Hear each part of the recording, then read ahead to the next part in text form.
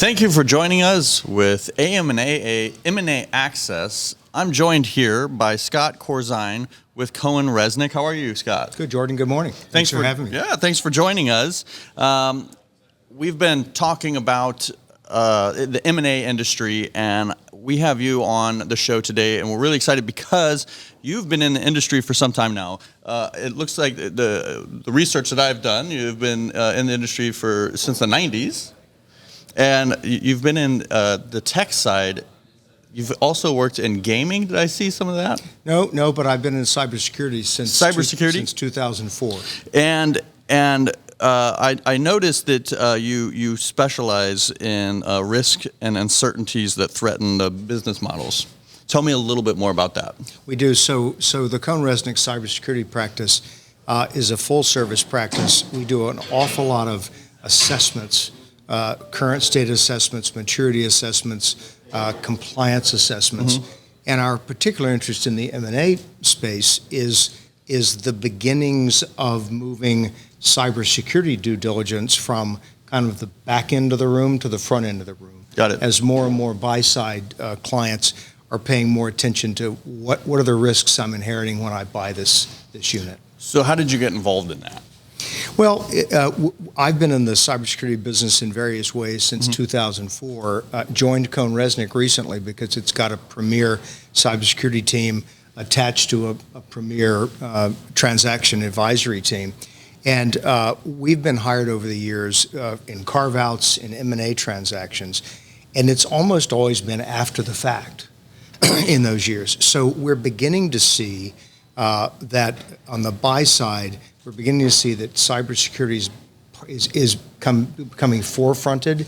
So we're taking a look at the kinds of risks we may be buying because you can't just deal with that after the fact with reps and warranties, and it's harder and harder to get reps and warranties insurance if you don't deal with it up front. So we're beginning to see the call for people to say, hey, come tell me, what does this acquisition look like? Do at least a cursory assessment so we get a sense of whether we want to go forward with the deal from a cyber perspective, and if so, what do the reps and warranties need to look like? They're more accurate now. So we're heartened by that. Makes sense. So tell me, what's your ideal customer look like? Well, I'll give you a couple of case studies. We're currently involved in advising a global insurance company that's doing a carve-out.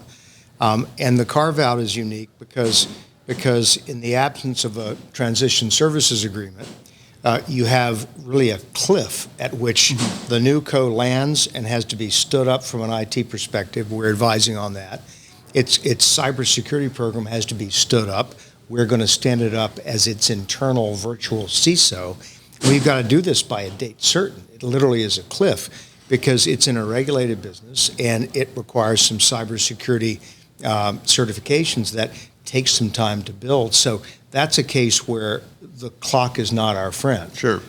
So that's one example. And we're also hired often by companies in the healthcare space that buy electronic health record systems, and we do cybersecurity and compliance audits of their EHR systems.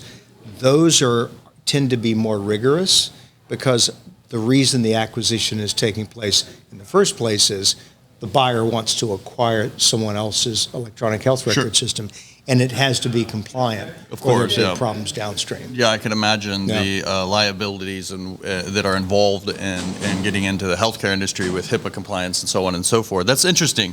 So, over the past, I would say, well, I mean, you've been in the field since the 90s. You've really seen cybersecurity went from, being an important part to an essential part. Tell me what over the last year, let's say, because I know that cybersecurity has, especially in the M&A industry, really stepped up over the last year. With AM&AA, we've been doing a lot of lectures at local chapters, specifically having individuals like yourself come in and talk about cyber, because it's still kind of it's not a forward-facing thing that most people are considering. They know it. They know they need to be involved in that. They know that they need to take that seriously. So what have you seen over the last, let's say, year? That's a great question. little perspective. I think the cybersecurity practices in M&A deals somewhat mirrors cybersecurity as it's practiced out in the normal everyday world. There are still a surprising number of companies, large market companies, mid-market companies, and certainly small market companies that simply haven't read the mail in terms of cyber. There are large companies that would surprise your audience that we've seen turned down for cybersecurity insurance by major carriers because even though they're household brand names, their governance, their security capabilities are simply not up to par. So we're starting to see that change with new SEC rules, with new New York State DFS rules about the obligation of board members to successfully execute their duty of care by overseeing cyber. But without the capabilities on the board to do that, you're starting to see boards beginning to add some talent so they can oversee cyber. Sure. The same thing is true in the M&A piece. The M&A transaction has always been speed to deal, financials, the fundamentals. How do the piece parts work? But given the ubiquity of cybersecurity as probably the most important risk that boards and management teams face, it's simply management malfeasance not to take a look at that Of course. before you acquire a company, because it may look good on the surface and it may have sustained some damage you can't see. And I mean, the famous case is the $500 million clawback when Verizon bought Yahoo because of 2 undisclosed major data breaches. These are big companies doing significant due diligence. How did that happen? So I think we're seeing the M&A community begin to step up, as you say, especially in the last year, 2 years, because the whole industry is starting to step up. If not by choice, which is the best motivator, by regulatory fiat and by the threat of enforcement action. Well, that makes sense. And as part of even preparing a company, positioning it for sale, that's something that they're starting to consider. Might as well be ahead of the curve, at least, right? Very interesting stuff. So you actually started touching and leading into my next question, which was pivoting for the upcoming year, pivoting for the near future. And really, that's kind of what you just explained to me was a pivoting point is really preparing these companies and having them be ready for these potential regulatory sanctions or whatever we call them. Yeah. Do you find that that's going to be a major pivot point for you or your company? I think the biggest challenge the M&A industry faces, the normal industry sectors we deal with, and those of us in the consulting business, there is a finite number of good cybersecurity people in the world. Okay. Based on whose data you're reading, we're 3 million short. And so finding good cyber talent, motivating them, keeping them, not blaming them for everything that happens, sure, and giving them the tools to try to help things not happen is everyone. It's a zero-sum game. And until we solve the cybersecurity talent supply chain problem, everybody, including the M&A industry, is going to face, we don't have time, we can't find somebody, we don't have a CISO, how do we find somebody? My God, they cost how much a year?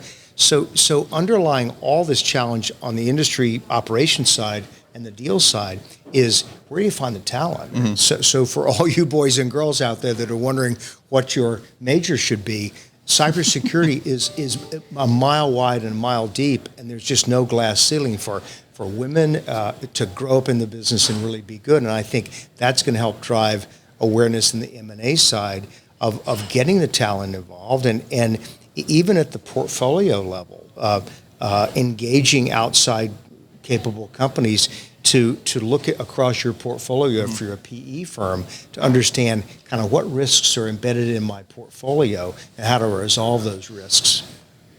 So what would you say then for somebody who hasn't fully taken cybersecurity as seriously as they should? What's somebody coming in as even a client of yours, what is at least a ground level thing that kind of puts a smile on your face, lets you feel a little bit good about going into a deal, that they've done initially? What's like a bare minimum to kind of help get somebody set up that they could even potentially do on their own to position themselves ready to take cybersecurity a little bit more seriously? That's a good question. There are all sorts of assessments you can do, but I think if speed to deal is an issue, and it always is, how do you do something that is comprehensive enough to be informative to the deal at a go, no-go level, or how do we write the reps and warranties? And I think that's something like a CIS 18 assessment. The CIS 18 is a topical, high-level assessment. It's essentially the entire cybersecurity industry kind of saying, if you're doing these 18 things reasonably well, you're doing encryption, you're doing access control, you have a SOC and a SIM, and you're looking at who's knocking at the door. These 18 controls, then you based on what we see there, red, green, blue, red, oh my God, there's high risk, green, go for it.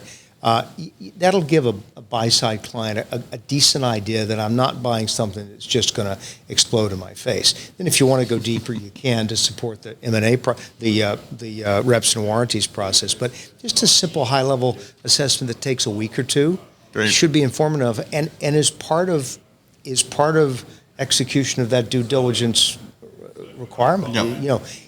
I would say to companies that are buying entities, if you don't do cybersecurity due diligence, you haven't done your job. Sure. It's simply too big a risk. It's too ubiquitous. It's everyone's nightmare, and every company you're looking at has some challenge somewhere in cybersecurity for the reasons we talked about. So it just needs to become a component part of the due diligence process. That, or they'll be relying on their insurance and their lawyers for. Well, and just to make that comment, 5 years ago, if you could fill out an application, you could get cyber insurance. Today, it's just the opposite. Today, the underwriting questions are rigorous. The underwriters have hired experts, sometimes people like us, to help them look under the hood. They will look under the hood. They will ask questions, and they will validate what you're telling them. The old days of saying, yep, we have this in place, we've done this, we've done that. Okay, fine, here's the policy. So now they're going to put you through a tough underwriting process. If they agree to go forward with you based on the risk they see, the premiums are sometimes 500% higher than they were 2 years ago. The self-paid retentions are much higher. Expect every claim to be denied, and expect to go to court and adjudicate every claim. Wow. And the big underwriters have really good lawyers, and they win an awful lot of those litigations. So cyber is no longer just to check the box you get covered. So you have to do it for that reason as well, or you just don't have that covered. And it's certainly getting heavier and heavier as time goes on, and we become more technologically advanced, and we rely on that. So excellent, great information, great advice from Scott Corzine with CohnReznick. I appreciate you coming on the show, and look forward to hearing more about cybersecurity. And where can they find you if they would like more information on your business and getting connected with you? Scott.Corzine at CohnReznick.com. Excellent. Easy enough. That's M&A Access. I'm your host, Jordan Wendelken, and we'll see you next time. Thanks for joining us on M&A Access. If you enjoyed what you just watched, don't forget to like, follow, and subscribe for more content just like that.